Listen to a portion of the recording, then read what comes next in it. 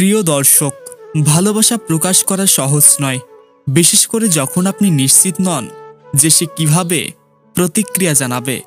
অনেকেই মনের মানুষকে প্রপোজ করার আগে নার্ভাস হয়ে পড়েন, আবার কেউ ভুল পদ্ধতিতে বলে ফেলেন যা সম্পর্ক শুরুর আগেই শেষ করে দিতে পারে। তাই আজকের ভিডিওতে আমি বলবো 4টি গুরুত্বপূর্ণ বিষয় যা মনে রাখলে আপনার প্রপোজাল সফল হওয়ার সম্ভাবনা অনেক বেড়ে যাবে। ভিডিওটি মনোযোগ দিয়ে দেখুন, আর নতুন হলে চ্যানেলটি সাবস্ক্রাইব করুন। নাম্বার 1, তার অনুভূতি বুঝতে শিখুন। কোনো মেয়েকে প্রপোজ করার আগে বুঝতে হবে সে আপনাকে নিয়ে কেমন অনুভব করে। সে কি আপনার সাথে স্বাচ্ছন্দ্য বোধ করে? সে কি আপনার সাথে সময় কাটাতে পছন্দ করে? সে কি আপনার কথায় আগ্রহী? যদি দেখেন সে আপনার সাথে হাসি খুশি স্বাচ্ছন্দ্য বোধ করে এবং আপনাকে গুরুত্ব দেয়, তাহলে বুঝবেন তার মধ্যেও অনুভূতি আছে। কিন্তু যদি সে বারবার এড়িয়ে চলে বা বিরক্ত দেখায়, তাহলে আগে বন্ধুত্ব করে তুলুন। নাম্বার 2, সময় এবং পরিবেশের গুরুত্ব বুঝুন। প্রপোজ করার জন্য সঠিক সময় এবং পরিবেশ খুব গুরুত্বপূর্ণ। এমন জায়গা বেছে নিন যেখানে সে স্বস্তি বোধ করবে। তাকে চাপের মধ্যে ফেলবেন না। হঠাৎ করে প্রপোজ না করে ধাপে ধাপে অনুভূতি প্রকাশ করুন।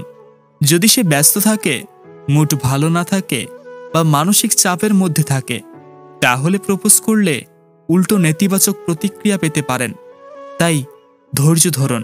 নাম্বার 3, আত্মবিশ্বাসী থাকুন, কিন্তু জোর করবেন না। অনেক ছেলে প্রপোজ করার সময় এতটাই নার্ভাস হয়ে যায় যে তাদের কথা বা আচরণ অস্বাভাবিক লাগে।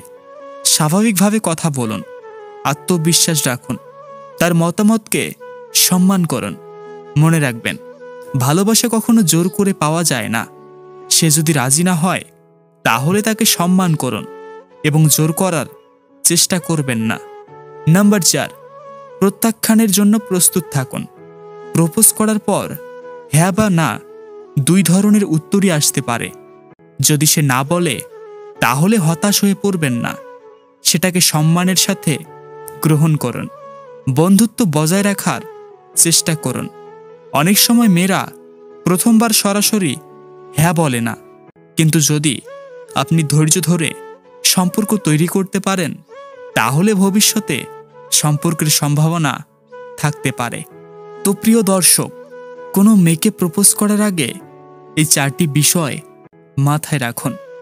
তার অনুভূতি বোঝার চেষ্টা করুন, সঠিক সময় ও পরিবেশ বেছে নিন, আত্মবিশ্বাসী থাকুন কিন্তু জোর করবেন না। প্রত্যাখ্যান হলে সেটাকে সম্মান করুন। আপনার কি মনে হয় এই টিপসগুলো কাজে আসবে? কমেন্টে জানাতে ভুলবেন না। ভিডিওটি ভালো লাগলে লাইক দিন, শেয়ার করুন এবং নতুন নতুন আপডেট পেতে আমাদের এই চ্যানেলটি সাবস্ক্রাইব করুন। ধন্যবাদ।